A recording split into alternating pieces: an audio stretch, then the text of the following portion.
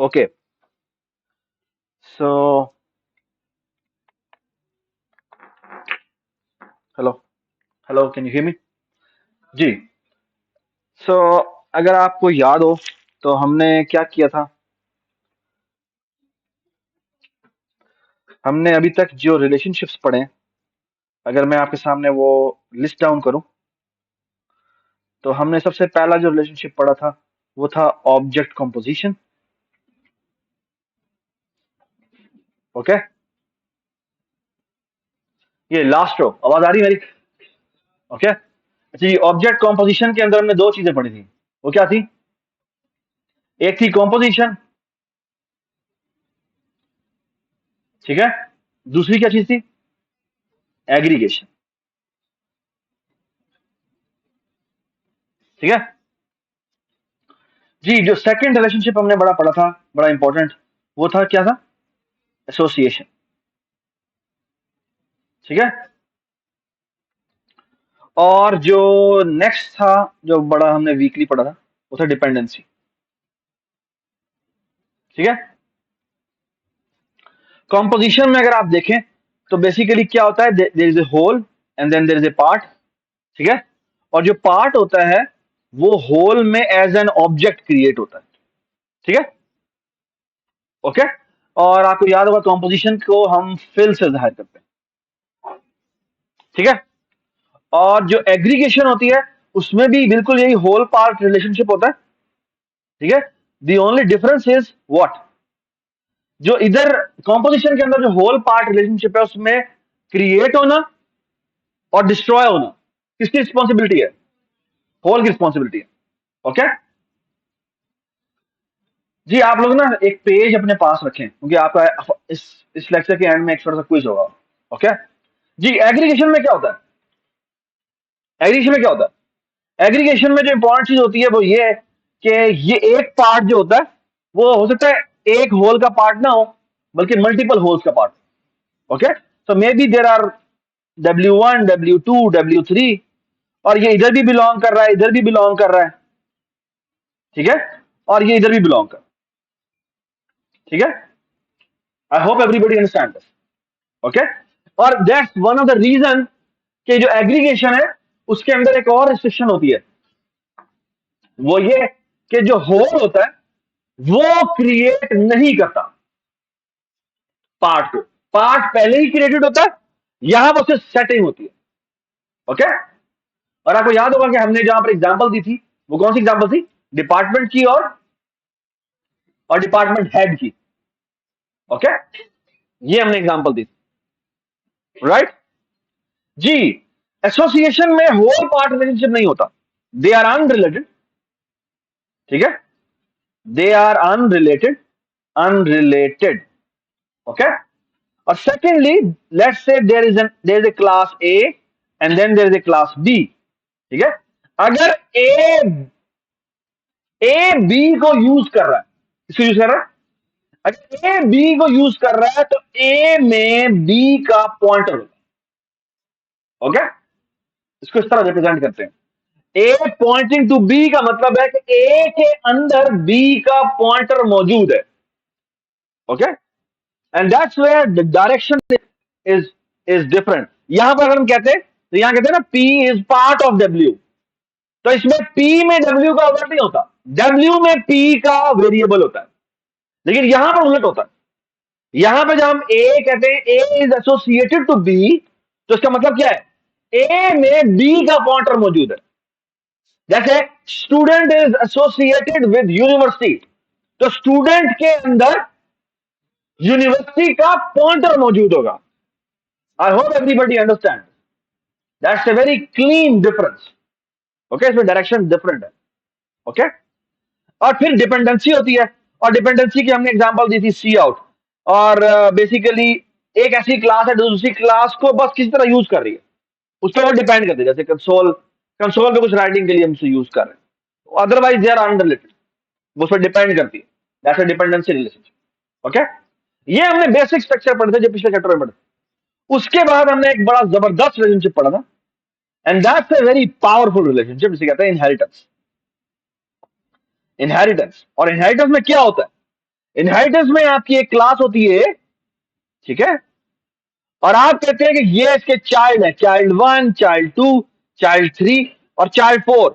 ये सारी क्लासें हैं और ये सारी क्लासें इस ए क्लास से इनहेरिट हो रही है। इनहेरिट करने की डायरेक्शन की क्या सिंबल होती है? ये सिंबल होती है, सिंपल एरो होता है।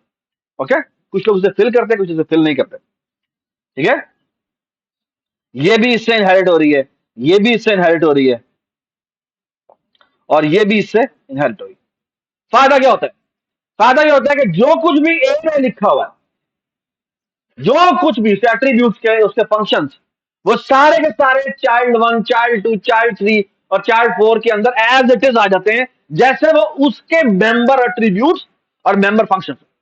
Okay, and that's a very powerful idea, और ये हम आपको आज दिखाएंगे, इन एक्शन दिखाएंगे। ये एक ऐसा बड़ा रेवोल्यूशन था जिसने सब कुछ जो है ना चेंज कर दिया। ओके, मैं आज आपको इसका पहला जो है ना वो इसकी रिफ्लेक्शन दिखाऊंगा। 90s के अंदर जो विंडोज फोन एप्लीकेशन है, उनके अंदर सबसे बड़ा जो आप समझ लें कि एक रेवोल्यूशन आया, वो इस सिर्फ एक रिलेशनशिप ने क्रिएट किया, और मैं आज आपको दिखाऊंगा। Okay, alright.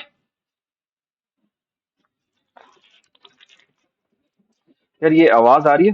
Hello hello hello hello hello hello hello hello, ठीक है।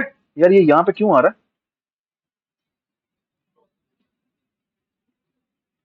ठीक है जी। सर जी, इनहेरिटेंस को अगर हम आपको याद कराएं, तो ये तो मैं गो थ्रू नहीं कर रहा। इनहेरिटेंस के लिए हमने क्या कहा था? इनहेरिटेंस के लिए हमने एक ओवरऑल एक चीज डिस्कस की थी, ये कि अगर हम क्लास ए बनाते हैं, ठीक है, इसके अंदर हमने जो भी डिफाइन करना था डिफाइन किया। अगर हम कहते हैं यहां पे क्लास बी बनाई हमने, और हम कहेंगे कि अगर ये क्लास ए से इनहेरिट करती है, तो हम यहां लिख देते हैं कॉलन ए, और यहां लिख देते हैं पब्लिक। ये पब्लिक मैंने क्यों लिखा है, ये आज की क्लास में मैंने डिस्कस करना है, ठीक है। ये एक छोटी सी चीज डिस्कस करने वाली रह गई, ठीक है। और जो कुछ एट्रीब्यूट्स यहां पर होंगे, वो एट्रीब्यूट सब यहां पे भी आ जाए। ये बात समझ आई? और जो फंक्शंस यहां पर होंगे, वो सारे के सारे फंक्शंस यहां पर भी आ जाए, ठीक है। सो फार सो गुड, ठीक है। चलें जी। तो इनहेरिटेंस का पहले कंसेप्चुअल हमने तो आइडिया पढ़ा था कि शेप लेट से क्लास है, तो शेप से ट्राइंगल इनहेरिट होती है, ट्राइंगल से राइट एंगल इनहेरिट होती है, and so on so fourth. सारी चीजें जो ट्राइंगल में आपने बनाई होगी, जिसमें 3 पॉइंट्स होंगे, वो 3 पॉइंट्स राइट एंगल ट्राइंगल में भी आ जाएंगे। ओके, आई होप एवरीबडी अंडरस्टैंड, ठीक है।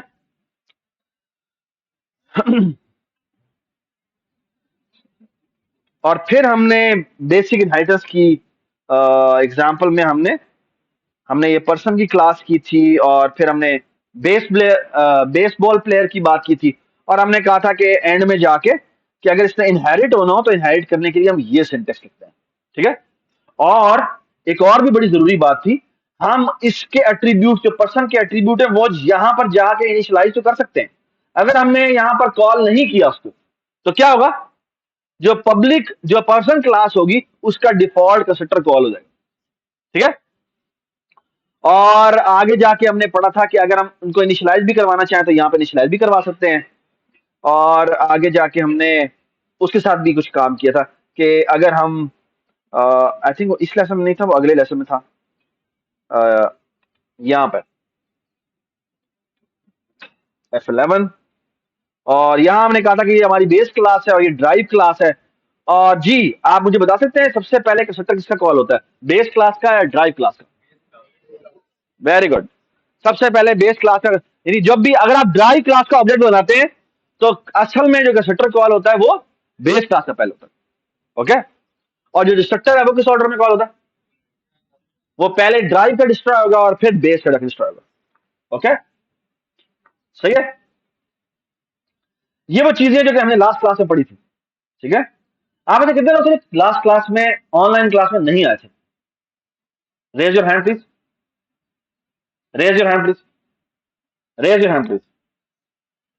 अच्छा, आप लोगों ने वीडियो लेक्चर ले लिए? जिन्होंने ले लिए वीडियो लेक्चर पिछला, वो हाथ नीचे कर दें। तुमने वीडियो लेक्चर भी नहीं लिया, क्यों? हाँ, सॉरी, तभी खराब थी। और कोई समझ में आ रही है तुम्हें? ठीक है, ऑल राइट, यहां तक हमने मेरे ख्याल में किया था। बाकी नहीं, 17.4 भी हमने कंप्लीट किया था, जिसमें हमने कहा था कि अगर हम बेस क्लास का कंस्ट्रक्ट कॉल करना चाहते हैं तो हम यहाँ क्या करेंगे। एक तरीका ये है इनिशियलाइज करने का, but that's a very bad way, कि ड्राइव में आप किसकी इनिशियलाइजेशन करें, बेस ही करें, बट ये आपका काम नहीं है, ये एज ड्राइव क्लास के होते हुए आपका काम नहीं है। तो आप यहाँ पे क्या करेंगे, यहाँ पे आप बेसिकली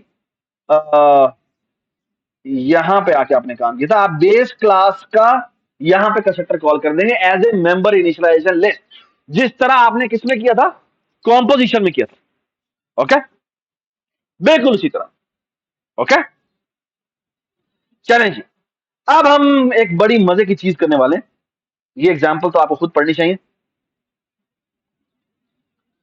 जी। अब हम आते हैं access specifier, that's a very important concept. ठीक है, एक छोटी सी चीज है, सिद्धू सी, लेकिन एक बहुत ही प्यारा आइडिया है। Okay, look at this. अभी तक आपने ये दो स्पेसिफायर्स के बारे में पढ़ा है, एक है पब्लिक और एक है प्राइवेट।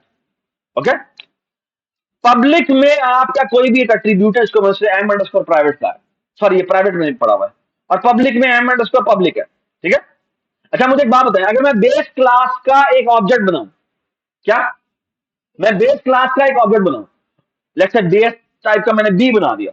ओके, और मैं आपसे पूछता हूं, ये लेट्स से ये देखें, मैंने ये बेस क्लास है मेरी, और मैंने इस बेस क्लास का बी बना दिया। मुझे बताएं B dot M underscore public, इसको मैं एक्सेस कर सकता हूं? B dot M underscore private, इसको मैं एक्सेस कर सकता हूं? कर सकता हूं, मेन में, ये इंट मेन है जी, नहीं कर सकते ना उस्मान, कैसे कर सकते हैं? प्राइवेट एट्रीब्यूट को तो हम बाहर एक्सेस ही नहीं कर सकते, तो बिल्कुल उसी तरह यहां पर हम इसे एक्सेस नहीं कर सकते ना। अब मैं आपको एक बड़ी मजे की बात बताता हूं, और मजे की बात यह है कि लेट्स मूव फॉरवर्ड,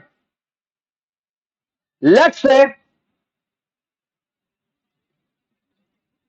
एग्जैक्टली इसी तरह मैं आपको एक और मजे की बात बताता हूं।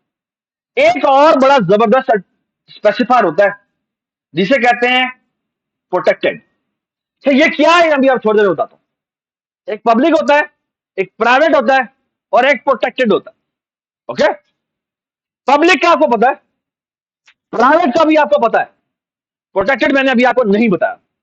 ओके, ये क्या चीज है मैं अभी थोड़ी देर में बताता हूं। ये मजे की चीज यहां पे आने वाली है। लेट्स से आपने ड्राइव क्लास बनाई, और ड्राइव क्लास में आपने कंस्ट्रक्टर बनाया, और आपने बेस क्लास का और से इनहेरिट किया हुआ आपने base class. Okay, you can see that on line 11 इसने बेस क्लास से इनहेरिट किया हुआ है ना। अब आप कंस्ट्रक्टर में देखें, कंस्ट्रक्टर में हमने कहा है लाइन नंबर 16 के ऊपर कि M underscore public is equal to 1। M underscore public किसका एट्रीब्यूट है? बेस क्लास का, ऐसी है। एम अंडरस्कोर पब्लिक है बेस क्लास का एट्रीब्यूट। ओके, और पब्लिक एट्रीब्यूट है, यहां पर एक्सेस हो जाएगा जी। अगर मैं एम अंडरस्कोर प्राइवेट को एक्सेस करूं, जो लाइन नंबर 18 पे है, ये एरर देगा आपको। ये क्यों एरर देगा? क्योंकि ये बेस क्लास का प्राइवेट एट्रीब्यूट है, और जब प्राइवेट एट्रीब्यूट होता है वो इवन विद इन हायरार्की भी एक्सेसिबल नहीं होता, चाहे आप उससे इनहेरिट कर रहे हो, चाहे आप उससे इनहेरिट कर रहे हो, ये आपकी क्लास हायरार्की में प्राइवेट एट्रीब्यूट आगे नहीं जाता। ये सबको समझ में आ गई बात? आई होप एवरीबडी अंडरस्टैंड। ओके, अगली बड़ी जरूरी बात, now I hope you already understand, can you protect, ये एमएलएस का प्रोटेक्टेड क्या करेगा? हम इसको मेन में एक्सेस नहीं कर सकते, लेकिन अपनी क्लास हायरार्की में एक्सेस कर सकते हैं. So protected attributes are just like private attributes for the outside world. लेकिन in the class hierarchy, they behave like public attributes. Okay? जो पब्लिक एट्रीब्यूट्स हैं वो आउटसाइड वर्ल्ड क्लास को, आउटसाइड वर्ल्ड यानी क्लास के बाहर में मेन की बात कर रहा हूं या किसी और क्लास में बात कर रहा हूं, वहां पर पब्लिक एट्रीब्यूट एक्सेसिबल होते हैं या पब्लिक फंक्शन एक्सेसिबल होते हैं. लेकिन प्रोटेक्टेड एट्रीब्यूट या प्रोटेक्टेड फंक्शंस वो सिर्फ क्लास हायरार्की में एक्सेसिबल होते हैं. क्लास हायरार्की के बाहर they behave like a private attribute. Okay, ये बात समझ आ गई? I hope everybody understand. Okay, and I hope you also appreciate कि हमें प्रोटेक्टेड की जरूरत है. ओके, क्योंकि हम क्लास हायरार्की में जब उसको एट्रीब्यूट दे रहे हैं तो हम चाहते हैं कि उसे इनहेरिट करे जैसे उसकी अपनी मलकियत है. लेकिन कुछ चीजें हम नहीं चाहते कि वो प्राइवेट एट्रीब्यूट जो कि जाएं. जो मैं नहीं चाहता इनहेरिट हो वो मैं क्या करूंगा, वो मैं प्राइवेट करूंगा. ये बात समझ आ गई? ठीक है.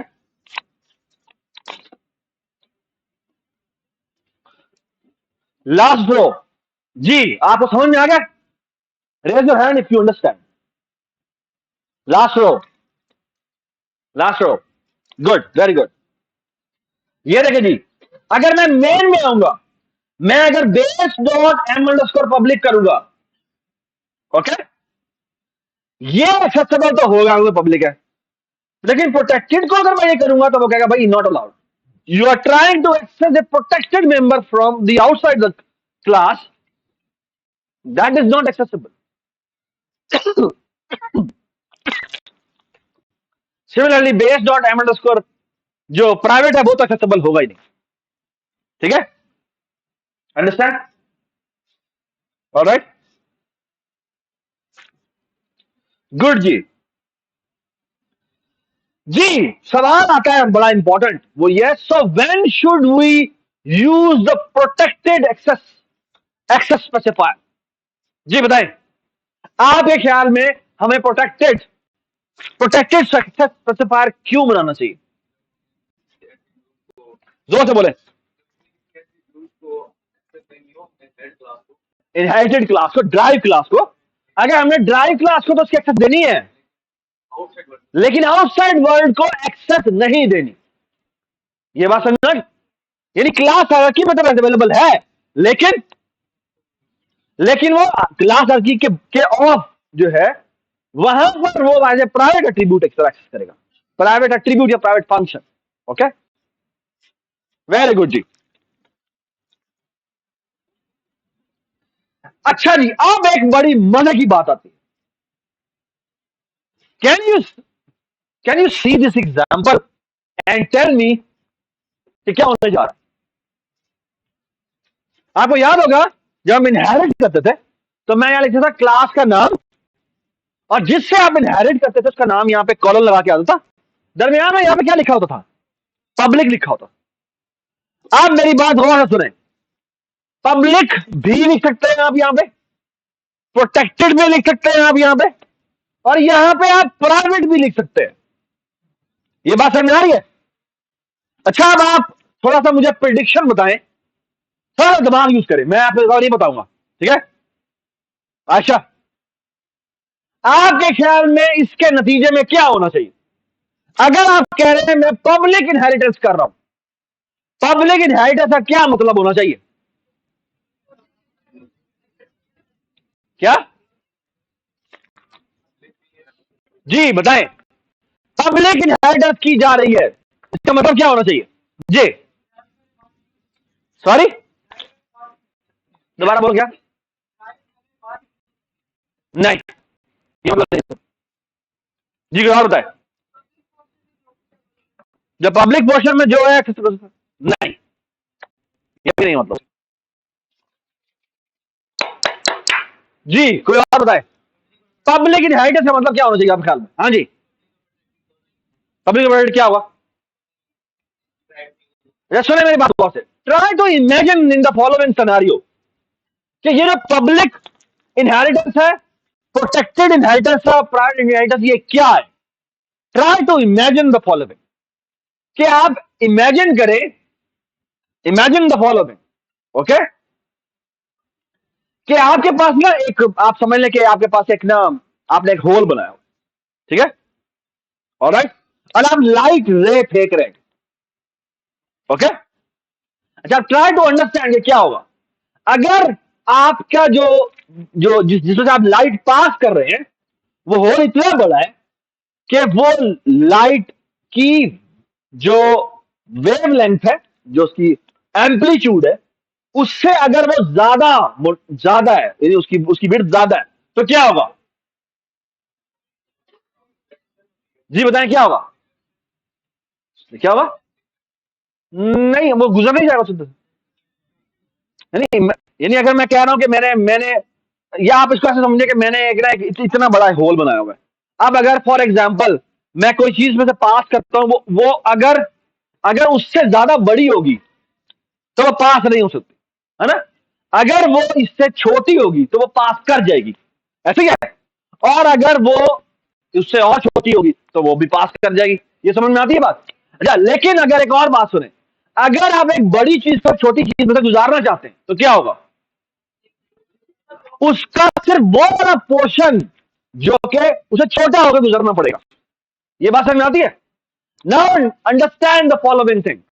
जब आप पब्लिक इनहेरिटेंस करते हैं, जब आप पब्लिक इनहेरिटेंस करते हैं, इट एक्ट्स लाइक कि आपने एक ऐसा होल रखा हुआ है जो बड़ा है, जिसका मतलब है क्या होगा? जो बेस क्लास के पब्लिक एट्रीब्यूट्स होंगे वो ड्राइव क्लास में एज ए पब्लिक के तौर पे आ जाएंगे। क्यों? क्योंकि होल उतना ही बड़ा है जितना के उस पब्लिक की एक्सेस है, और जो प्राइवेट एट्रीब्यूट है वो छोटा सा थोड़ा छोटे साइज के हैं, है ना? तो वैसे ही पास हो जाएंगे। तो इसका मतलब है कि जो प्राइवेट एट्रीब्यूट होंगे वो ड्राइव क्लास में आएंगे तो सही, लेकिन वो उससे एक्सेस से नहीं होंगे। ये बात समझ आती है? ड्राइव क्लास में वो एक्सेस नहीं, वो उसके प्राइवेट एट्रीब्यूट के तौर पे आएंगे। प्राइवेट एट्रीब्यूट के तौर पे आने का मतलब क्या है? कि वो है तो सही यहां पे, लेकिन क्या है? लेकिन वो उसको एक्सेस नहीं होंगे। यदि मैं साइज ऑफ करूंगा तो साइज ऑफ में वो मौजूद होंगे, लेकिन लेकिन एक्सेसिबल नहीं होंगे। ये बात समझ में आती है? आगे सुने, अब try to understand the following. Here things get a little bit complicated. जी, अगर मैं प्रोटेक्टेड इनहेरिटेंस करूं तो क्या होगा? अब मेरी बात गौर से सुने जी। जब प्राइवेट एट्रीब्यूट है वो अब भी क्या रहेंगे? प्राइवेट ही रहेंगे, ओके। जो प्रोटेक्टेड है वो प्रोटेक्टेड ही रहेंगे, लेकिन जो पब्लिक है वहां पे वो अब यहां पर प्रोटेक्टेड हो गए। ये बात समझ में आती है? क्यों? क्योंकि आपने प्रोटेक्टेड इनहेरिटेंस की है। प्रोटेक्टेड इनहेरिटेंस का मतलब यह है कि आप प्रोटेक्टेड से नीचे की जो चीज थी वो उसमें से ट्रेन होकर गुजरेगी। ये बात समझ में आती है? ठीक है, यानी कि अगर मैं किसी बेस क्लास से प्रोटेक्टेड इनहेरिटेंस कर दूं तो इसका मतलब क्या है? इसका मतलब यह है कि अगर मैं अब ड्राइव क्लास का कोई ऑब्जेक्ट बनाता हूं, उसमें बेस क्लास के एट्रीब्यूट्स जितने भी हैं वो जो जो पब्लिक में थे वो अब इसके प्राइवेट है, इसके प्रोटेक्टेड है। जो प्रोटेक्टेड थे वो प्रोटेक्टेड ही है, और जो प्राइवेट थे वो यहां पे आए जरूर है, लेकिन इस क्लास में वो एक्सेस नहीं होंगे। ये सबको समझ में आती है बात? इसका मतलब एक और भी हो गया है। अगर मैं इस प्रो क्लास ड्राइव क्लास नजर आ रही है, अगर मैं इसका एक ऑब्जेक्ट बनाता हूं, लेट्स से ये देखें जी, अब ये देखते जाए मैं क्या करने लगा हूं। लेट्स से इसके अंदर एक प्रोटेक्टेड मेंबर था, ये कर लेते हैं जी, एक प्रोटेक्टेड मेंबर है जिसको मैं कह देता हूं पीटी। एक एक पब्लिक मेंबर है जिसको मैं पीबी कह देता हूं, और एक है जी प्राइवेट मेंबर। जिसको मैं क्या कहता हूं, पीवी कहता हूं। ठीक है, अब मेरी बात गौर से सुने। अगर मैं, और ये मेरा किसके अंदर है बोला, ये मेरे है बेस क्लास के अंदर।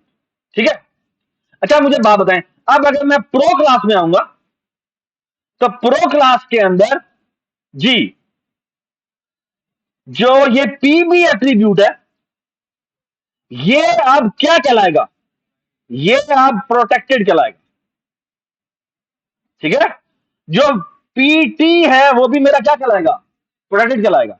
और जो मेरा पीवी है जी, ये एक बड़ी जरूरी बात, एक तो ये पीवी है ही प्राइवेट, तो प्राइवेट का मतलब है ये यहां पर अगर आएगा भी सही, यानी तुमने वो नहीं किया, मेरी वाले अकाउंट से किया ना। ठीक है, अच्छा ये जो पीवी है ये यहां पर आएगा जरूर, लेकिन ये इस प्रो क्लास में भी एक्सेसिबल नहीं है। ये बात समझ आती है? ओके, अब आगे आ जाए। अगर मैं प्रो क्लास का कोई ऑब्जेक्ट बनाता हूं, लेट्स से पी कर देता हूं, अगर मैं P dot P B access करने की कोशिश करूंगा, तो बताइए एक्सेस होगा? ये एक्सेस नहीं होगा। क्यों एक्सेस नहीं होगा?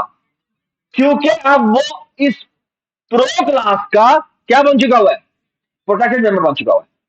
तो अगर आप प्रो क्लास के थ्रू इसे एक्सेस करने की कोशिश करेंगे, तो इवन अब आप पब्लिक को भी एक्सेस नहीं कर सकते। और इसी तरह अगर आप पी डॉट ऑफ कोर्स जो पीटी या उसे एक्सेस करने की कोशिश, वो तो वैसे ही नहीं होना था, है ना। और अगर आप पी डॉट पीवी को करने की कोशिश करेंगे, वो तो वैसे ही नहीं होगा। क्यों? वो तो इवन यहां पे भी नहीं होगा। यानी कि अगर मैं इस प्रो क्लास के कंस्ट्रक्टर में जाके अगर मैं इस पीटी को एक्सेस करने की कोशिश करूं, तो वो इसी लाइन पे एरर दे देगा। वो कहेगा भाई तुम्हें तो उस पर प्राइवेट एट्रीब्यूट एक्सेस करने की इजाजत ही नहीं है।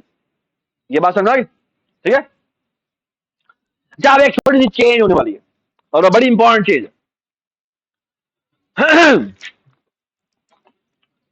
अब एक बात गौर से सुने,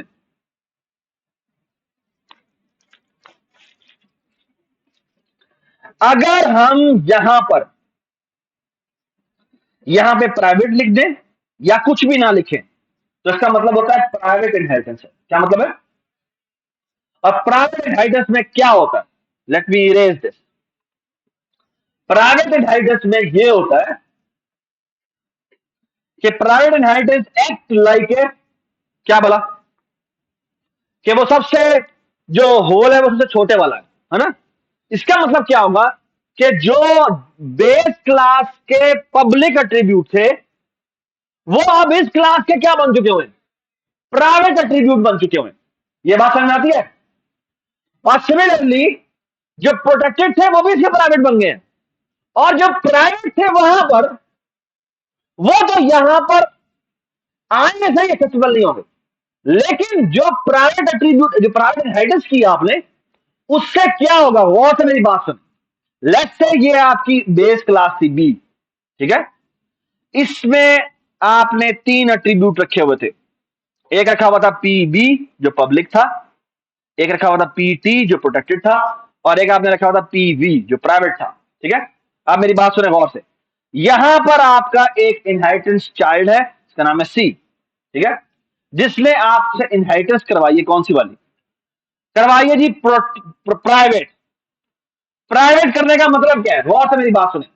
प्राइवेट करने का मतलब सिर्फ ये है कि ये जो दोनों एट्रीब्यूट थे, ये सी क्लास में आएंगे, लेकिन ये दोनों के दोनों एट्रीब्यूट, यानी पी बी एट्रीब्यूट और पीटी एट्रीब्यूट, ये दोनों क्या बन जाएंगे, ये दोनों बन जाएंगे प्राइवेट। इसका मतलब क्या है? इसका मतलब है ये सी को एक्सेस होंगे, ये सी को तो एक्सेस होंगे, लेकिन अगर मैं सी क्लास से एक डी क्लास इनहेरिट करता हूं, चाहे पब्लिक इनहेरिट करता हूं, अब अगर मैं डी के अंदर इस पी बी को एक्सेस करने की कोशिश करूं या पी टी को एक्सेस करने की कोशिश करूं, ये एक्सेस नहीं होगा।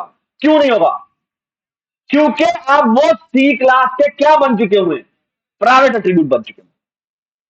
और क्योंकि वो प्राइवेट हैं, अब क्या होगा, अब आपके निचली क्लास से में वो एक्सेसिबल नहीं होंगे।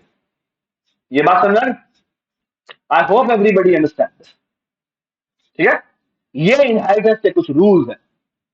ओके, अब मैं बता रहा हूं आपको बात, ये इनहेरिटेंस के ऊपर सवाल आएगा, फाइनल में भी आएगा और मिड टर्म में भी आएगा, एटलीस्ट एमसीक्यूज में जरूर आएगा। ठीक है, और जो फाइनल होगा आपका उसमें आपका बड़ा सवाल है। ठीक है, सही है, कोई सवाल है तो पूछ ले।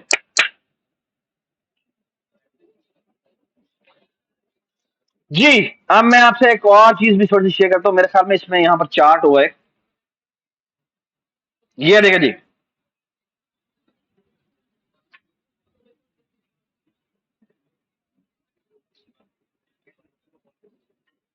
ये से पूरी एग्जांपल दी हुई है। ये देखिए जी, अगर आपका एक्सेस स्पेसिफायर इन बेस क्लास पब्लिक था और एक्सेस स्पेसिफायर इनहेरिटेड, जी,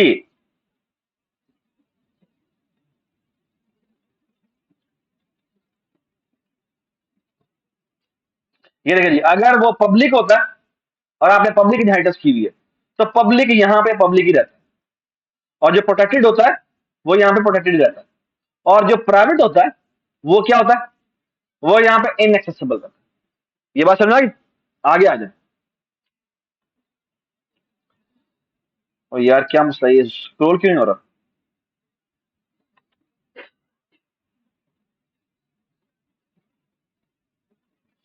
ये देखिए जी, अगर मैं प्रोटेक्टेड इनहेरिटेंस करता हूं, ये देखिए जी, अगर मैं प्रोटेक्टेड इनहेरिटेंस करूं तो जो पब्लिक होता है वो इसका क्या बन जाता है, प्रोटेक्टेड बन जाता है, और जो इसका प्रोटेक्टेड होता है वो उसका प्रोटेक्टेड रहता है, और जो प्राइवेट होता है वो इसको स्टिल इनएक्सेसिबल रहता है।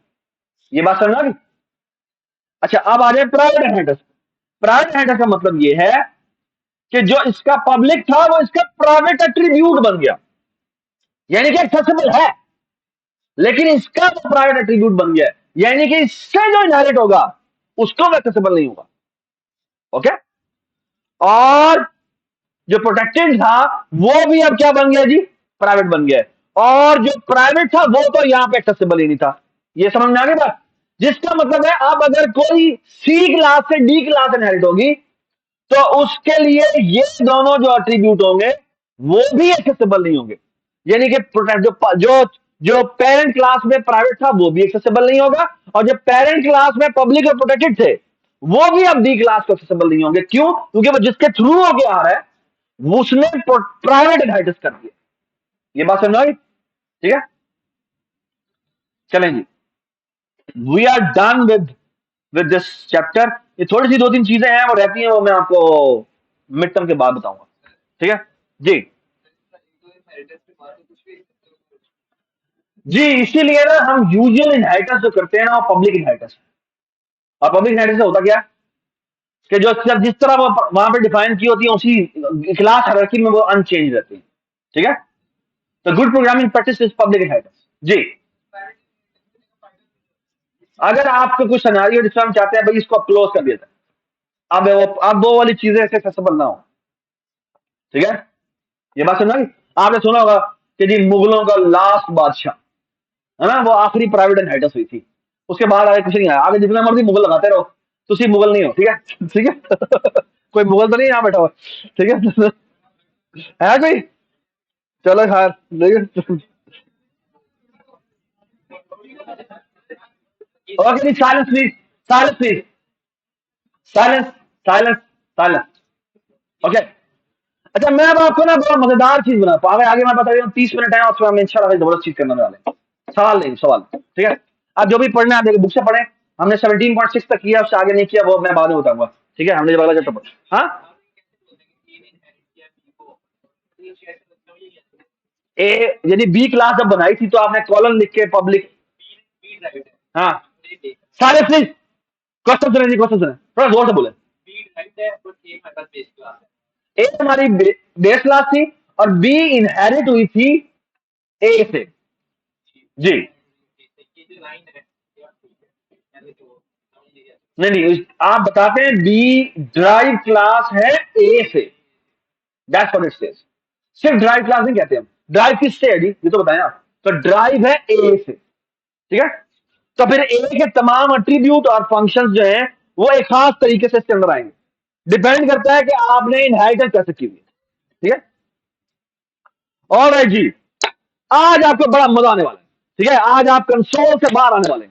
ठीक है, और राइट जी, सो लेट्स क्रिएट। आपने एक काम करना है, अपना विजुअल स्टूडियो जो आपने इंस्टॉल किया हुआ है साइलेंसली, उसमें जाके ना मेक श्योर करें कि आपने सी शार्प इंस्टॉल की हुई है, विंडोज फॉर्म एप्लीकेशन, उसका पूरा आप ट्यूटोरियल भेज दीजिएगा किस तरह से करना है। ठीक है, तो अब आप जब क्रिएट न्यू ऑब्जेक्ट करेंगे ना, तो आपका यहां पे आ रहा होगा कि लैंग्वेज आपकी यूजुअली सेलेक्ट हुई होती है सी प्लस प्लस। अब आपने सेलेक्ट करनी है सी शार्प, और सी शार्प में आपने यहां पे सेलेक्ट करना है, क्या आ रहा है, विंडोज डेस्कटॉप एप्लीकेशन। ठीक है, या अगर आप यहां पे कंसोल में जाएं तो यहां पे आपका आना चाहिए विंडोज फॉर्म एप्लीकेशन। एक मिनट को, ये नहीं देखें, विंडोज फॉर्म एप्लीकेशन। ठीक है, एक मिनट,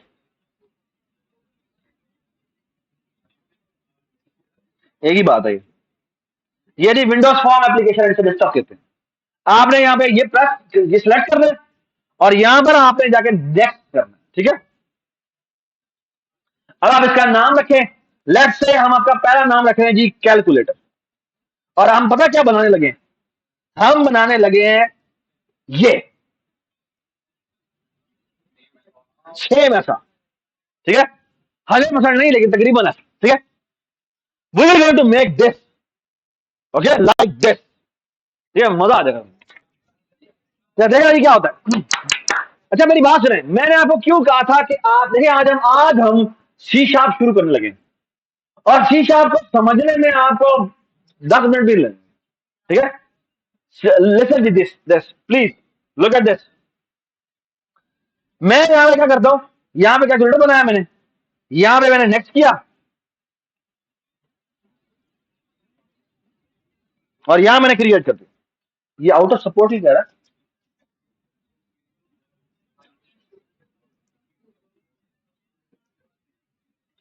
ओके जी, मेरी बात सुने गौर से, इसको मैं हाइड कर देता हूं।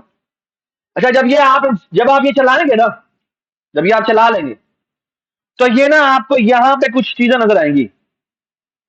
ये आपका वही सोल्यूशन बना होगा, उसमें आपके पास यहाँ पे वो डिपेंडेंसी लिखा हुआ होगा, यहाँ पे फॉर्म 1 लिखा होगा, यहाँ पे प्रोग्राम डॉट सी एस लिखा होगा, और यहाँ पे एक यहाँ पे टूल बार आ रहा है। यार बंद हो जाए यार,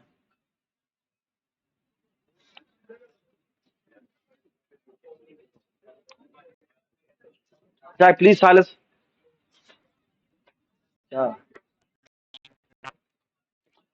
ओके जी, लिसन दिस, ये आपके सामने एक ओवरऑल एक फॉर्म खुलेगा, जिसके जिसका नाम होगा form1.cs, और उसके ऊपर लिखा होगा डिजाइन। ओके, और वो एक्चुअली यहां पर आपको यहां पे form1.cs यहां नजर आ रहा है। ओके, अच्छा, जिस तरह आप हेलो वर्ल्ड प्रोग्राम बनाते थे, है ना, उसमें पेंट में और सी आउट हेलो वर्ल्ड लिखते थे, ये आपका ना विंडोज फॉर्म एप्लीकेशन बन चुकी है। ये पहली एप्लीकेशन आपकी बन चुकी है जो ऑटोमेटिकली बनती है। ओके, और इसको जब मैं चलाऊंगा ना, तो एक इस तरह की स्क्रीन आएगी, control F5, look at this.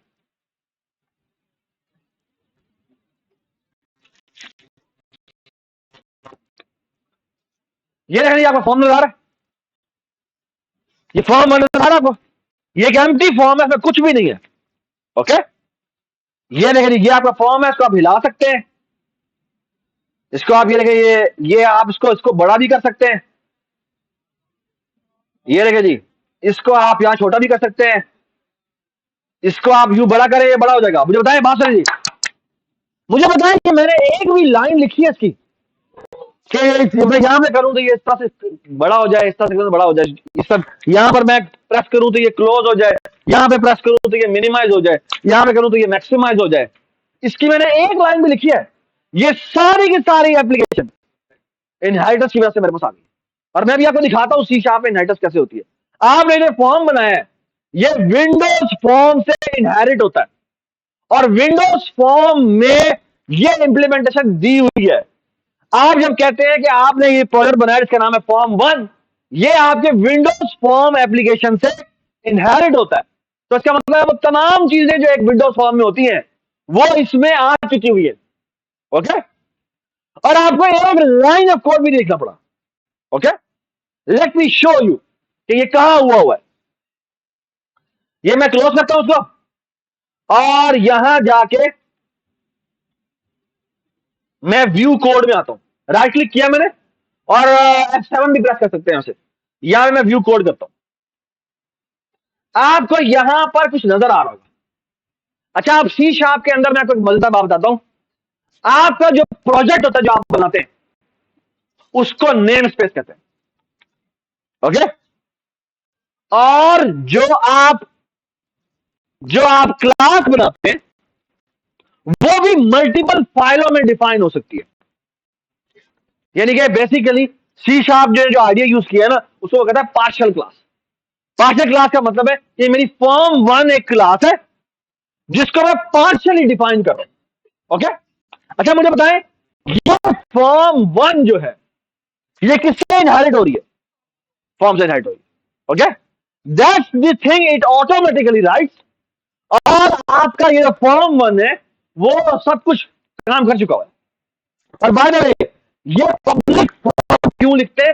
C sharp के अंदर आपको हर क्लास से पहले बताना पड़ता है ये क्लास जो है वो पब्लिक है।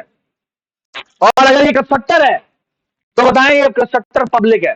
अगर आपने कोई फंक्शन लिखा है तो उसके साथ बताना पड़ता है कि वो पब्लिक है। ओके, हमने सी प्रोसेस के अंदर क्या किया था, हम पब्लिक लिखकर कॉलन लिख देते थे। यहां पर आपको जावा में भी ये होता है और सी शार्प में भी होता है। आपको हर एक फंक्शन के आगे लिखना पड़ता है ये पब्लिक है या प्राइवेट है। अगर आप कुछ नहीं लिखेंगे तो वो क्या लेगा? प्राइवेट लेगा। Okay, other than inheritance, inheritance के अंदर अगर आप कुछ ना लिखे तो वो पब्लिक लेता है। ओके, सी प्लस प्लस के अंदर ऐसा नहीं होता। सी प्लस के अंदर अगर कुछ ना लिखेंगे तो इनहेरिटेंस में वो बाय डिफॉल्ट प्राइवेट लेता है। सी शार्प और जावा के अंदर वो बाय, जावा का मुझे नहीं पता, सी शार्प जो है वो बाय डिफॉल्ट जो होता है वो पब्लिक लेता है। ओके, अच्छा ये क्या है जी? Initialize component. ये इनिशियलाइज कंपोनेंट है, ये क्या है फिलहाल छोड़ देते हैं, ठीक है, बाद में बात करेंगे इसके ऊपर। सही है, ऑल राइट जी।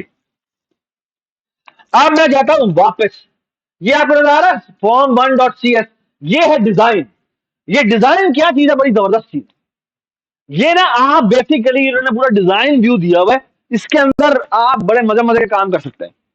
अच्छा ये ना आपको यहां पर ये नजर आ रहा है टूल बॉक्स, ये टूल बॉक्स नजर आ रहा है, ये टूल बॉक्स नजर आ रहा है।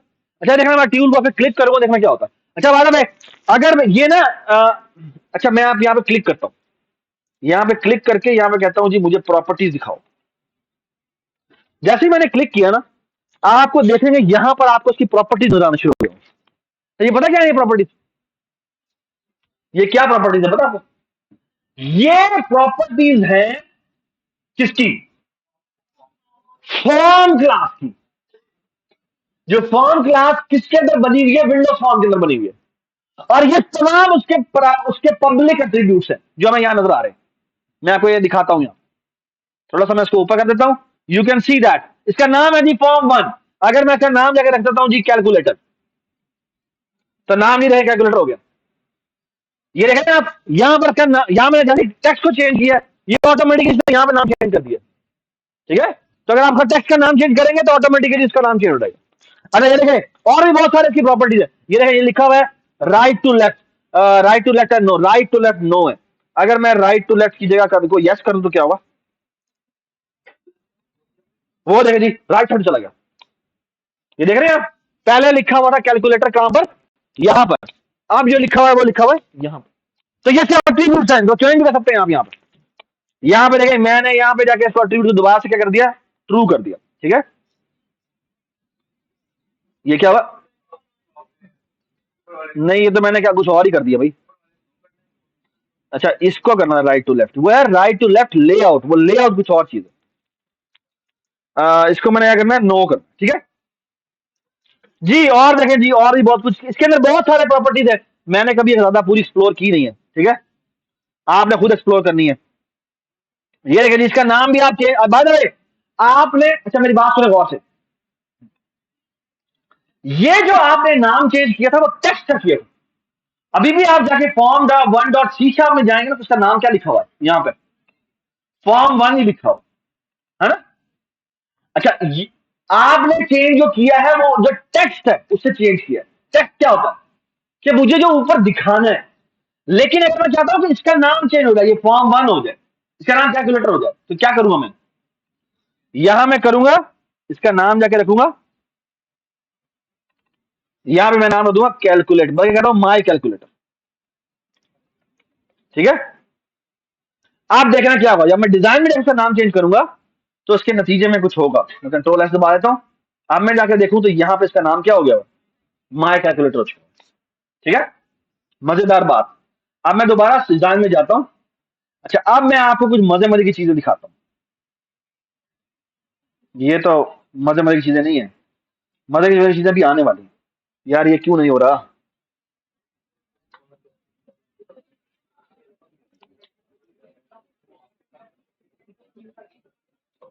या प्लीज साइलेंस। तो ये देखिए अब मैं टूल बॉक्स पे जाता हूं, और टूल बॉक्स पे जब मैंने क्लिक किया तो ये ना ये खुल जाएगा यहाँ पे। इसमें मैं दरमियान वाले पे क्लिक करता हूं तो ये ना यहाँ पे फिक्स हो जाएगा। अच्छा इसमें मैं जाके ना कहता हूं ये ना कुछ नजर आ रहा है यहाँ पे आपको कंटेनर्स। ठीक है, और इस तरह यहाँ पे नजर आ रहे होंगे आपको कंपोनेंट्स। ठीक है, और कुछ है इसके अंदर, ये है मेन्यू एंड टूल बार, ये है जी पॉइंटर। अच्छा एक मिनट, ये सारे मैं बंद करता हूँ, इसको मैं बंद करता हूँ, इसको मैं बंद करता हूँ, बहुत सारी चीजें हैं वो आप खुद एक्सप्लोर करेंगे। ये देखें मजेदार चीज। अब मुझे बेटा एक बात बताएं, ये था ना हमारा कैलकुलेटर, ये है ना मेरा कैलकुलेटर। इसको अगर आप देखें तो ये क्या है, इसके अगर आप देखें ये कैलकुलेटर है, ये क्या है, ये स्क्रीन है ना। और स्क्रीन बेसिकली बेसिकली इसमें यहाँ पे क्या लिखा हुआ है, ये कोई टेक्स्ट बॉक्स नहीं है ना। ये क्या है, ये बटन है ना, और ये भी छोटे छोटे बटन हैं तो मैं छोटा बड़ा कर सकता हूँ, और इन बटन के ऊपर मैंने कुछ एक्शन लिखने होंगे। ओके, मैं एक्जैक्टली यही करने जा रहा हूं। मैं चाहता हूं कि बेसिकली ये पहले तो मैं कैलकुलेटर थोड़ा सा बड़ा कर देता हूं, ये आप जितना मर्जी बड़ा करना चाहे बड़ा कर सकते हैं यहाँ से। ठीक है, और यहाँ पे एक एट्रीब्यूट भी होगा साइज का, ये देखिएगा यहाँ पे साइज लिखा हुआ है। ये देखें जब मैंने साइज चेंज किया ना यहाँ से, ये देखें, ये देखना इसका साइज चेंज हो रहा है, ये देखिए साइज चेंज हो गया, ये साइज है, ये रहा साइज। ये देखना यहाँ पे क्या होता है, यहाँ पे मैं साइज चेंज करूंगा, ये साइज चेंज हो गया। ठीक है, चलिए आप देखना मैं काम करता हूं, मैं इसमें देखता हूं यहाँ पे कहीं तुम्हें टेक्स्ट बॉक्स नजर आ रहा है, टेक्स्ट बॉक्स, यहाँ पे टेक्स्ट बॉक्स नजर आ रहा है आपको, टेक्स्ट बॉक्स है, कहाँ है, ये रहा टेक्स्ट बॉक्स। यहां मैंने क्लिक किया, यहां गया, यहां जाके मैंने ये लिख दिया। ठीक है, अब देखें क्या हुआ, पता क्या, यहां मैंने बेसिकली ये बताया है कि इस हमारी स्क्रीन के अंदर, ये हमारे फॉर्म के अंदर मैंने एक ऑब्जेक्ट ऐड कर दिया। ओके, और बाद में अब जब ये सिलेक्ट हुआ है तो मुझे यहां पर अब जो प्रॉपर्टी नजर आ रही है वो किसी प्रॉपर्टी नजर आ रही है, वो टेक्स्ट बॉक्स की नजर आ रही है। अगर मैं माउस से यहां पे जाके क्लिक कर दूं तो मुझे अब किसकी नजर आ रही है प्रॉपर्टीज, वो मेरे फॉर्म की नजर आ रही है। अगर मैं इसको जाके क्लिक करूंगा तो किसकी नजर आना शुरू हो जाएगी, वो मेरे टेक्स्ट बॉक्स की नजर आना शुरू हो जाएगी। अच्छा पहला पहला काम आप ये करें, इसका अब अगर इसके अंदर टेक्स्ट कुछ भी नहीं लिखा हो, अच्छा आप अगर फॉर एग्जाम्पल इसके जो टेक्स्ट एट्रीब्यूट है, इसमें टेक्स्ट में क्या लिखा नजर आ रहा है बाय डिफॉल्ट, ये टेक्स्ट में क्या लिखा नजर आ रहा है, कुछ भी नहीं। आपने क्या लिखना है शुरू में, हाँ जीरो, तो आप जीरो लिखे, यहां पे आपको जीरो नजर आ रहा है, आ रहा है नजर। अच्छा अगर आप इसका फॉन्ट चेंज करना चाहते हैं तो यहाँ पे फॉन्ट में जाएं, फॉन्ट भी एक प्रॉपर्टी है, यहां जाके फॉन्ट चेंज कर दे, से मैं फॉन्ट करता हूँ 18, ये देखिए जी 18 नजर आ रहा है। ठीक है, अच्छा कैलकुलेटर में जीरो लेफ्ट पे होता है राइट पे होता है, राइट पे होता है, तो इसकी अलाइनमेंट यहां पर नजर आ रही है टेक्स्ट अलाइन, यहां जाके टेक्स्ट अलाइन कर दें राइट, तो ये राइट अलाइन हो जाएगा। ठीक है, राइट। अच्छा, अब मैं आपके सामने कुछ करने लगा हूं। अब मैंने कैलकुलेटर बनाना है तो मुझे यहां पे एक्चुअली बटन ऐड करने पड़ेंगे। तो बटन देखे कहीं है यहाँ पे? ये रहे जी बटन। तो यहां पे मैं जाके एक बटन लिखता हूं, फिर मैं एक और बटन लिखता हूं। ठीक है। अच्छा, अब मसला बदल गया है। मैंने एक बटन बनाया, दूसरा बटन बनाया। मैं कहता हूं दोनों बटन का साइज एग्जैक्टली एक लिखता हूं। ठीक है। एक तरीका यह है कि मैं इधर जाऊं, इधर जाकर इसका साइज यहां से कॉपी करूं। यहां पे कोई साइज आ रहा होगा, ये देख रहे हैं, ये इसका साइज है। ये ऐसा साइज 146 बाय 50। तो मैं ये कंट्रोल सी करूं और इधर भी जाके कंट्रोल वी कर दूं, तो ये दोनों के बटन के साइज एग्जैक्टली कितने हो गए। ये बात समझ आई? अच्छा, एक और मैं आपको जरूरी बात बता दूं, and that is a very important point.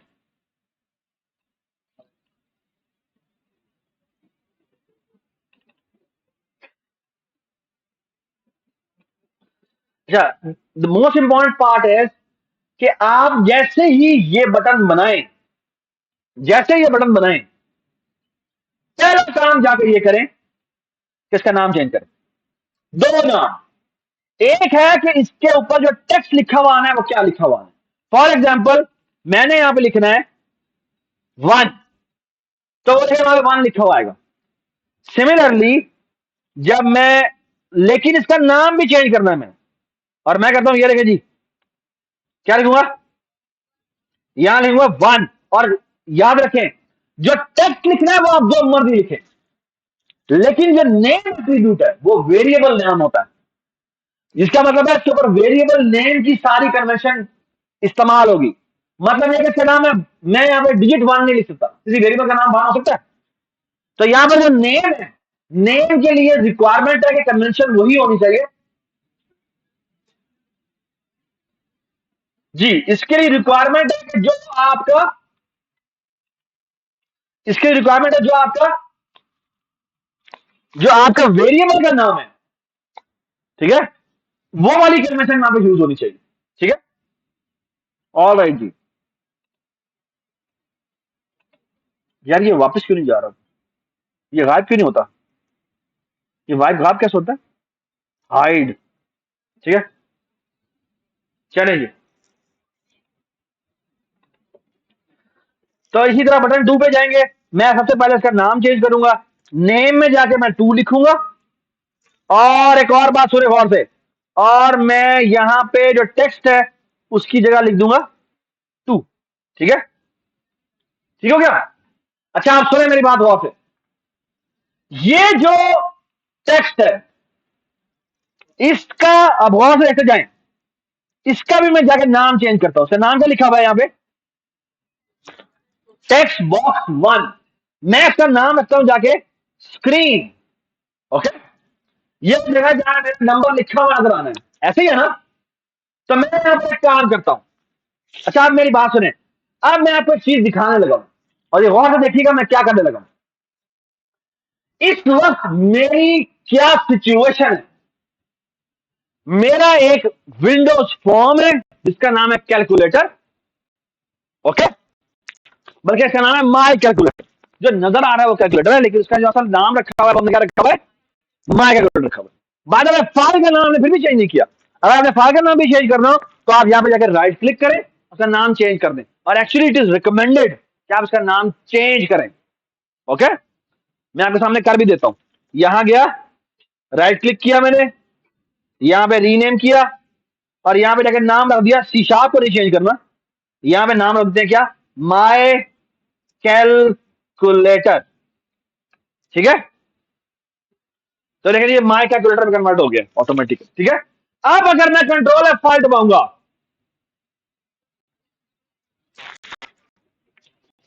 तो देखना क्या होगा, यहां पर आपके सामने 2 बटन नजर आ रहे हैं, और ये आपके पास एक स्क्रीन नजर आ रही है, और ये टेक्स्ट बॉक्स वाली स्क्रीन है।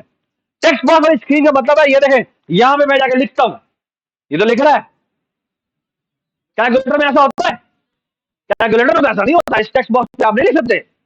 आप एक्चुअली जो टाइप करते हैं वो इन बटन से दबाते हैं, है ना। तो ये जो टेक्स्ट है ये रीड ऑनली होना चाहिए, है ना। तो पहली बात तो मुझे जाके चेक करनी चाहिए कि क्या इस टेक्स्ट बॉक्स की कोई प्रॉपर्टी है रीड ऑनली। मैंने ये टेक्स्ट बॉक्स पकड़ा, ये देखा जी, मैं यहां गया, मैंने टेक्स्ट बॉक्स को पकड़ा और मैं देखता हूं यहां पे रीड ऑनली प्रॉपर्टी है।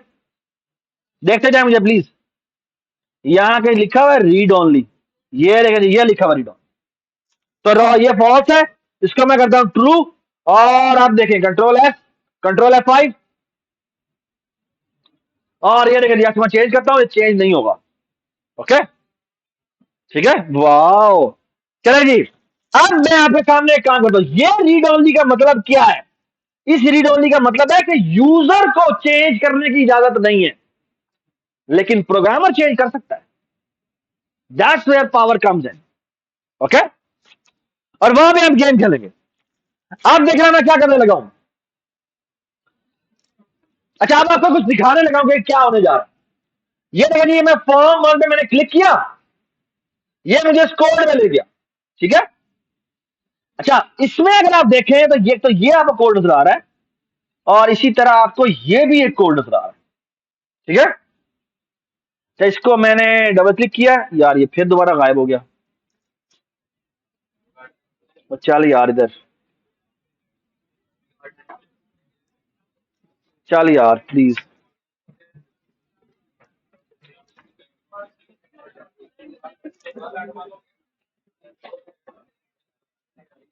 Silence please, silence please. ये देखे जी। अच्छा, मैं आपको एक बड़ी मजेदार चीज दिखाता हूँ। यहाँ पे मैं कंट्रोल F5 करता हूँ, ऑल्ट शिफ्ट एंटर दबाता हूँ, तो यहाँ पे आपको ना एक बड़ी मजेदार चीज नजर आएगी। जब मैं यहाँ पे गया कैसे हूँ, मैं दोबारा आपको बताता हूँ। मैंने क्या किया, सुने मेरी बात गौर से प्लीज। मैंने पहले क्लिक किया हुआ था इसको, तो मुझे ये फॉर्म नजर आ रहा था, ठीक है।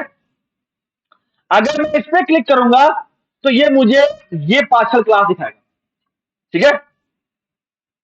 इस पार्शियल क्लास के अंदर जो ये दिखा रहा है, वो सिर्फ मुझे ये वाली पार्शियल क्लास दिखा रहा है माय कैलकुलेटर की, ठीक है। अच्छा, मेरी बात सुने गौर से। अगर मैं इस पे क्लिक करूं, ये वाली क्लास, तो ये भी कौन सी क्लास है, माय कैलकुलेटर ही है। मैंने आपको क्या बताया था कि सी शार्प के अंदर बेसिकली आपकी एक क्लास मल्टीपल फाइलों में एज ए एडीटी लिखी जा सकती है। यानी कि मेरी एक ही क्लास है, मैं कहता हूं ये पार्शियल क्लास ए है, ये भी पार्शियल क्लास ए ही है, ठीक है।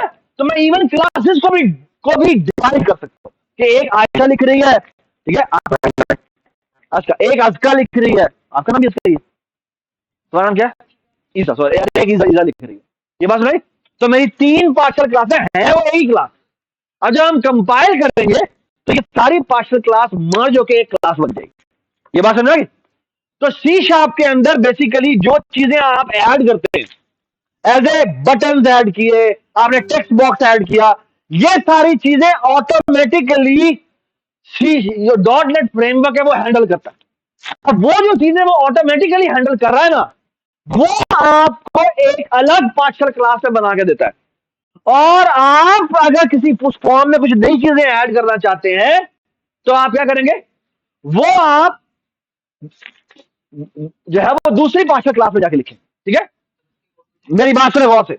ये देखिए जी, मैं दोबारा जाता हूं डिजाइन में, आपको यहां पे नजर आ रहा होगा ये डिजाइन है। अगर आप इस फॉर्म पे जाएं और फॉर्म पे राइट क्लिक करके या F7 प्रेस करें, तो ये आपको जिस क्लास पार्शियल क्लास में लेके जाएगा, ये वो रीजन है जो आपने लिखना है। ये बात समझ में आ रही है। और अगर आप यहां में जाके जिसे क्लिक करेंगे, यहां पर ये वाला जो है, इसे जाके क्लिक करेंगे, ये डिजाइनर डॉट सी, यहां पे ये वो क्लास है जो कि ऑटोमेटिकली जनरेट हुई है। ओके, और मैं आपको दिखाता हूं उसमें क्या पड़ा हुआ है। लेट मी से ऑल शिफ्ट एंटर।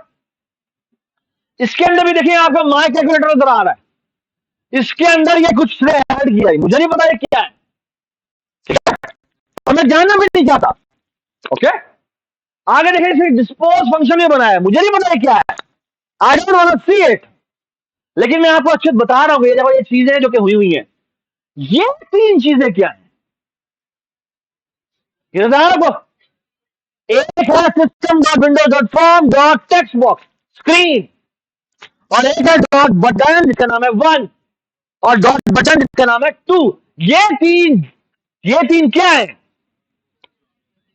ये तीन ऑब्जेक्ट हैं जो कि जब मैंने उसको अपने अपने उस फॉर्म में ऐड किया था तो यहां पे जो ऑब्जेक्ट बन गए थे। ये बात समझ लगी? अच्छा, एक मैं आपको बात बता दूं, C# के अंदर, इवन जावा के अंदर भी होता है, जब भी आप एक वेरिएबल बनाते हैं, एक ऑब्जेक्ट बनाते हैं, ठीक है, तो ऑब्जेक्ट नहीं बनता। बनता क्या है? पॉइंटर बनता है। क्या बनता है? तो एक्चुअली यहां पर आपको नजर आ रहा है ना, ये ऑब्जेक्ट नहीं बना, ये क्या बना है? ये एक पॉइंटर डिक्लेयर हुआ है। और एक्चुअली जो उसको असाइनमेंट होती है जाके वो कंस्ट्रक्टर में होती है। अगर कंस्ट्रक्टर मैं आपको दिखाता हूं, यहां पर ये देखें, यहां पर कोई और ये देख रहे हैं, ये प्लस नजर आ रहा है आपको? ये प्लस नजर आ रहा है आपको? ये प्लस नजर आ रहा है? ये कौन सी लाइन है? इसको अगर आप प्लस को खोलेंगे ना तो आपको बहुत सारा कोड नजर आएगा जो कि इसने ऑटोमेटिकली जनरेट किया। ये नहीं, मैंने एक लाइन में ये लिखी, आपको याद है उस कंस्ट्रक्टर में लिखा होता है इनिशियलाइज कंपोनेंट। ये वो फंक्शन है जो इसने ऑटोमेटिकली बनाया। ये देख रहे हैं, ये क्या हुआ है? This dot screen is equal to new फलाना फलाना, ये ऑब्जेक्ट बन रहा है। ओके, और जो न्यू होता है वो पॉइंटर रिटर्न करता है।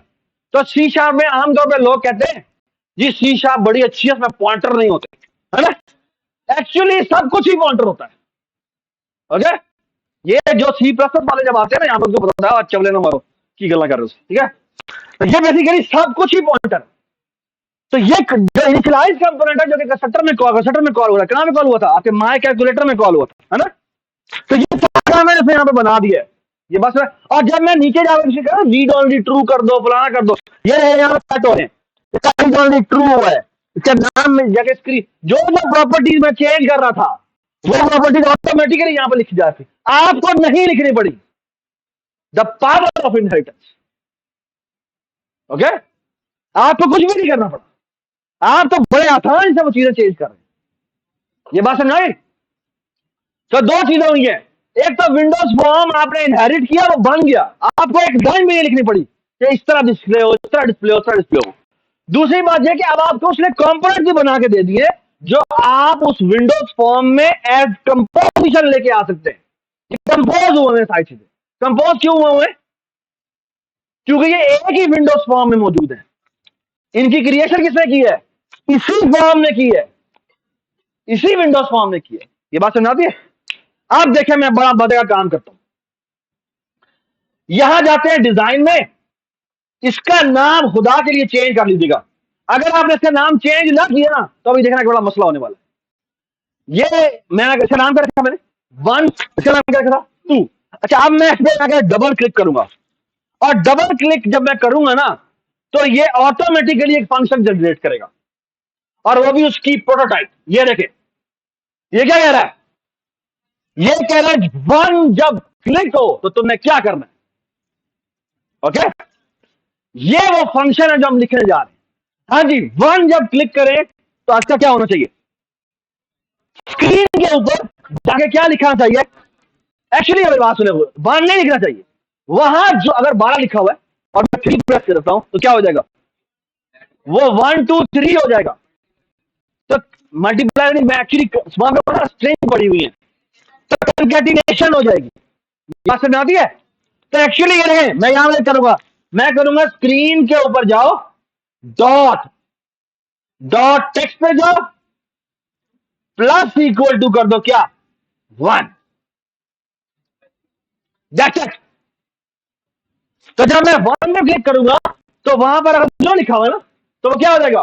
वो 0 1 हो जाएगा। तो कंट्रोल F5, ये देखिए,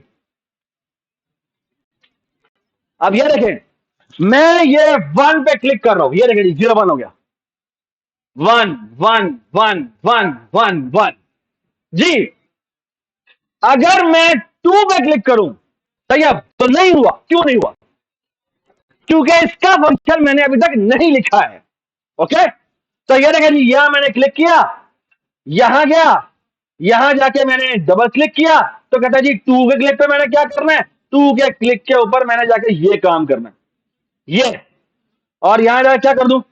यहां जाके 2 कर दूं। तो control F5, look at this जी, 1 2 1 2 2 2, वाह जी वाह, मजा आ गया है ना।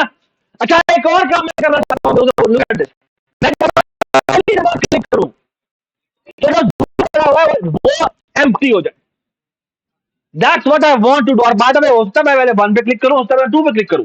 तो ये देखिए मैं यहाँ पे एक काम करता हूं, मैं इसी क्लास में आता हूं, यहां पे जाके एक बूल बनाता हूं, क्या नाम रखता हूं, इज फर्स्ट, जिसकी वैल्यू मैं रखता हूं क्या, सॉरी नहीं, ट्रू।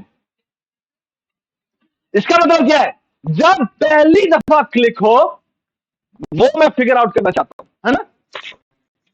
तो मैंने बूल बनाया जिसकी बाय डिफॉल्ट वैल्यू मैंने ट्रू कर दी। बाद में यहां पे सी शार्प के अंदर और जावा के अंदर भी आप अगर कोई लोकल वेरिएबल बनाते हैं, मैंने लोकल वेरिएबल बनाया था और बाद में प्राइवेट है, प्राइवेट बनाया और मैंने नाम रखा इज फर्स्ट, ओके, कुछ नहीं लिखा तो सुना प्राइवेट है, लेकिन इस क्लास में वो कहीं पर भी एक्सेसिबल है। तो मैं करता हूं, मैं यहां जाता हूं और यहां जाके कहता हूं हाँ जी, पहले तो मुझे ये बताओ कि क्या इज फर्स्ट है। अगर इज फर्स्ट है तो क्या करे, screen dot text is equal to जाके कर दे क्या, एम्प्टी। ये बात समझ आई। और यहां आए और एल्स में, सॉरी, और साथ एक और काम भी करे, भला क्या, यहां पे इज फर्स्ट को क्या कर दे, फॉल्स कर दे। यहां पर भी हम यही काम करते हैं, किसमें भला, 2 में भी। और अब देखें आप क्या होगा, कंट्रोल F5, अब मैं 1 को प्रेस करूं, रिमूव हो गया, ठीक है, और यहां पे 2 हो गया, यहां पे 1 हो गया, and so on so forth. वाह जी वाह जी, मजा आ गया, मजा आ गया, ठीक है। अच्छा जी, अब मैंने 1 2 ऐड कर दिया है ना।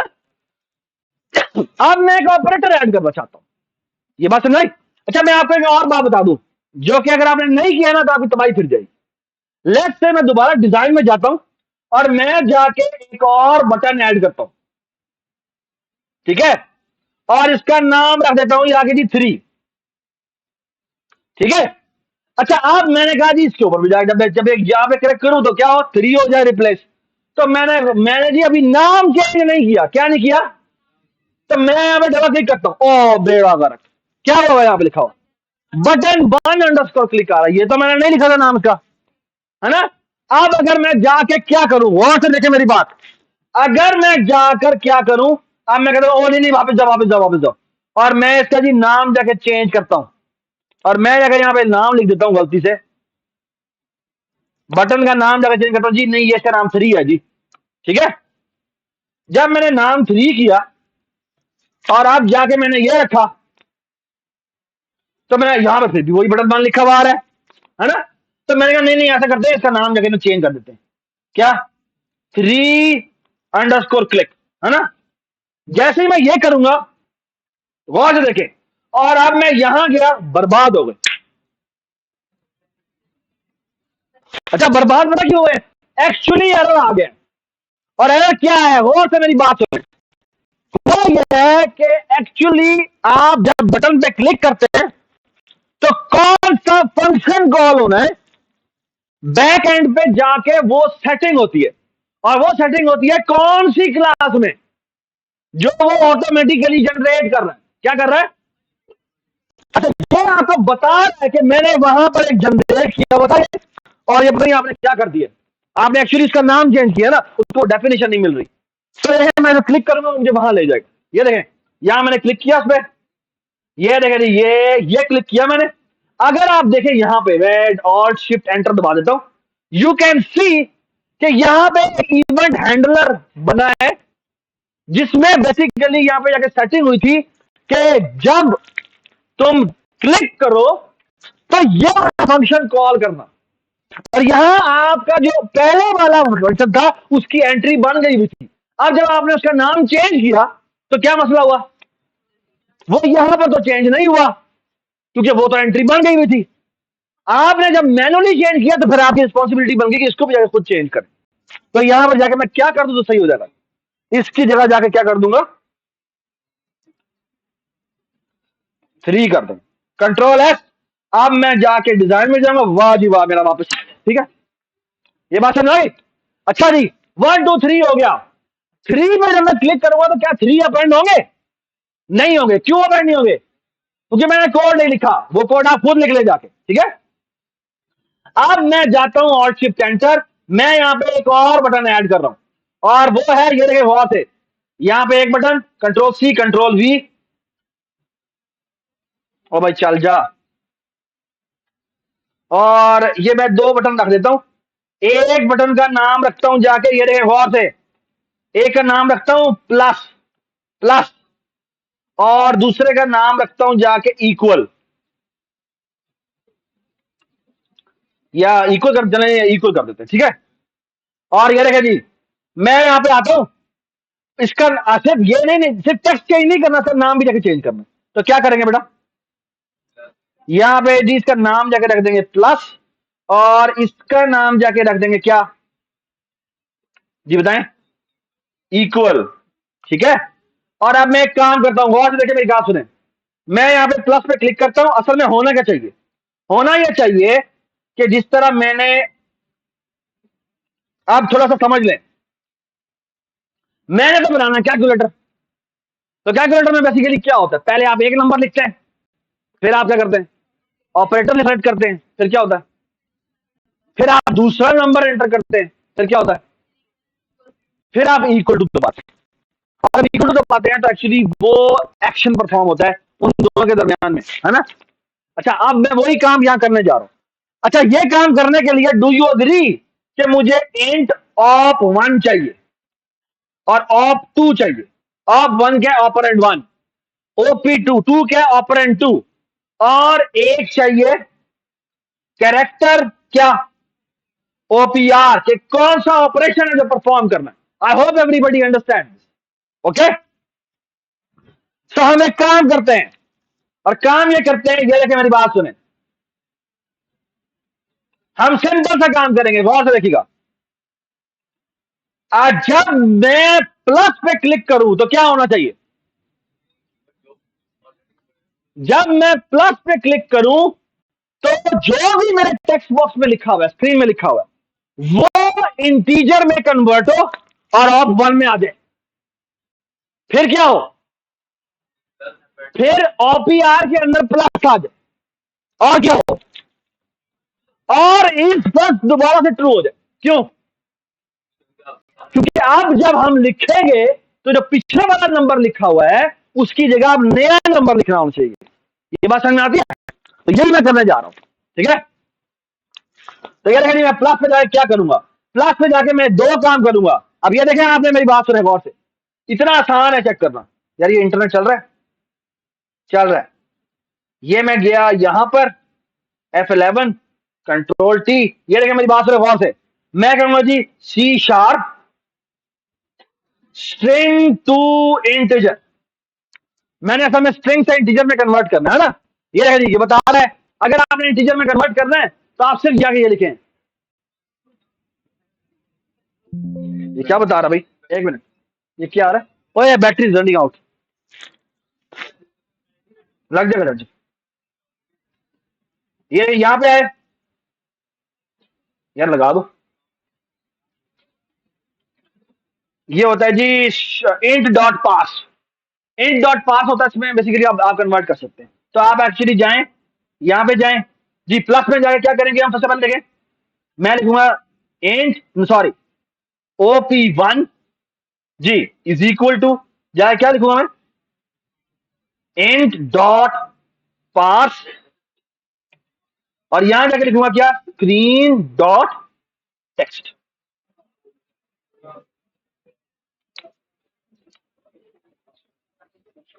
ये वैल्यू जो भी स्क्रीन में पड़ी हुई है उसको तुमने कहा है कि तुम क्या करो, स्ट्रिंग है वो, उसको तुमने कहा कि इंटीजर में कन्वर्ट करके OP1 में रखवा दो, ठीक है।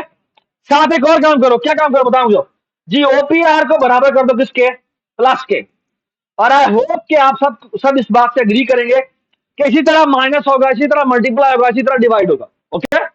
और आप अगली बात सुने, अब जब हम डिजाइन में जाते हैं, जब इक्वल टू पे क्लिक करें तो क्या होना चाहिए, तो यह होना चाहिए कि OP2 को क्या करना चाहिए, जो भी मेरे स्क्रीन में लिखा हुआ है, just give me 5 minutes to 3 minutes, sir 3 minute दे दे मुझे,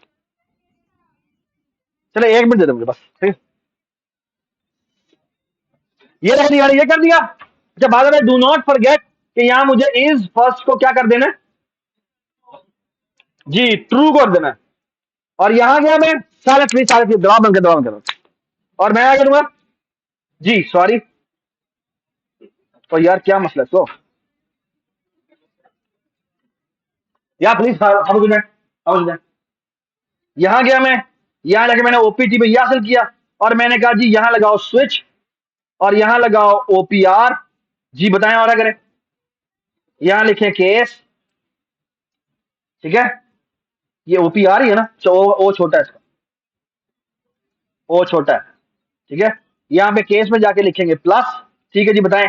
यहां पे क्या लिखूं, screen dot text is equal to, हाँ जी मैं लिखूंगा OP1 प्लस OP2। अच्छा ये है इंटीजर, लेकिन मैंने जो लिखना है वो क्या लिखना है, स्ट्रिंग। तो डॉट टू स्ट्रिंग, और टू स्ट्रिंग के अंदर एक फंक्शन होता है, ठीक है। ये क्या मसला है,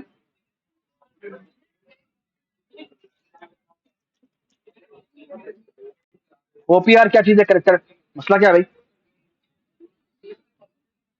हाँ ये क्या कह रहा है, control can not fall out off switch, शायद ब्रेक मिसिंग है मेरे ख्याल में। हाँ सही हो गया, ठीक। तो जी कंट्रोल F5, यहां जाके लिखा हमने जी 12 जमा, और यहां पे जाके लिखा जी 11, और ये जाके लिखा जी 23। क्या बात है, ठीक है। ओके जी, आप लोगों का काम क्या है, बहुत सुंदर। Silence please, silence please, silence please. अच्छा I hope you can appreciate how simple it was to make a desktop application. Okay, and that was only possible due to inheritance. Okay, कितनी खूबसूरत एब्स्ट्रैक्शन दे दी, ठीक है। तो अब आपका काम जो है वो ये मैं बताता हूँ, आपने कल तक जो कोशिश करनी है वो तो आपने ह्यूज रियल पे आप काम कर रहे हैं।